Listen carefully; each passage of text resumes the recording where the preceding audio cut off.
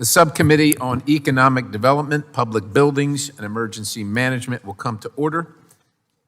The chair now asks unanimous consent that the chairman be authorized to declare recess at any time during today's hearing without objection. So ordered. The chair also asks unanimous consent that members not on the subcommittee be permitted to sit with the subcommittee at today's hearing and ask questions without objection. So ordered. As a reminder, if members wish to insert a document into the record, please also email it to documentsti@mail.house.gov.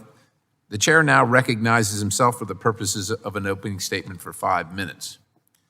Chair thanks our witnesses for being here today to discuss the effectiveness of building codes and the federal government's role in encouraging their use.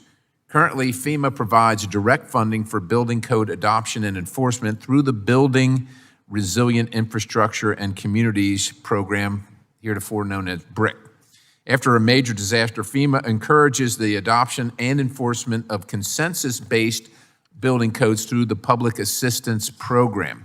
FEMA also considers the extent to which a community has complied with the building code standards set out in the Disaster Recovery Reform Act of 2018 when making decisions about grant awards. In short, FEMA spends a lot of taxpayer resources on coercing building code adoption and compliance. This includes releasing the first ever building code strategy in 2022 with the objective of, quote, amplifying climate science messaging to increase public demand for building codes and standards, end quote.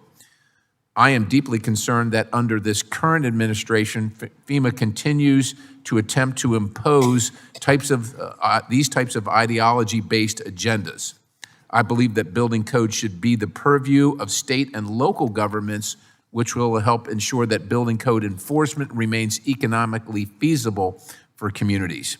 However, recognizing that since Congress has directed FEMA to support building codes as one aspect of pre-disaster mitigation, we should at least make sure that these requirements are practical, cost-effective, and actually make our communities safer and more affordable. As it stands, I'm concerned that federal overreach regarding building codes is imposing unnecessary burdens on business and property owners.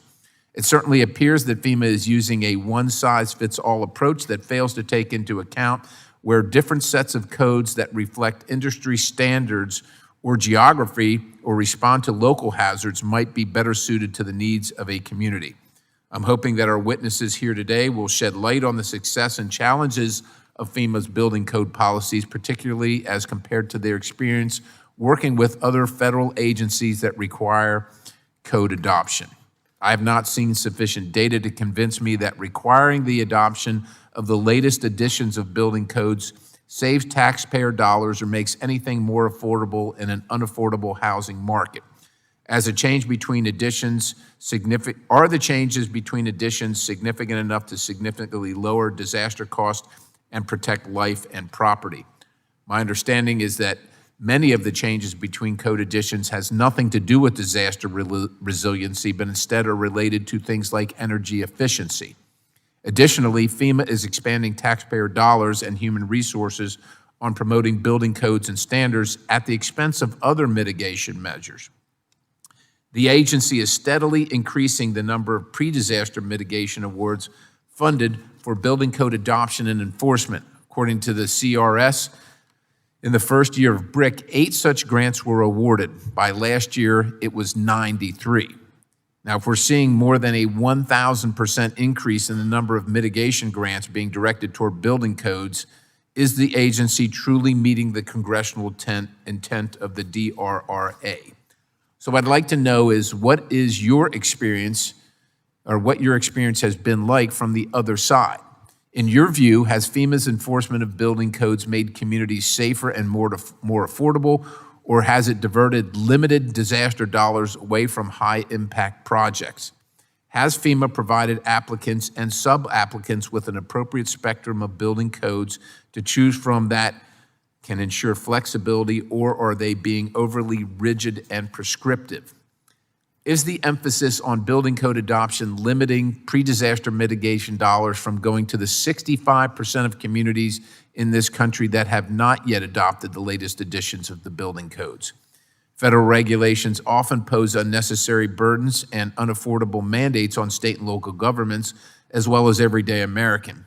My hope is that if our tax dollars are being used to support building codes, then we are seeing a significant return on our investment in the form of safety and affordability. With that, I look forward to hearing from our witnesses on this issue. The chair now recognizes Ranking Member Titus for 5 minutes for her opening statement.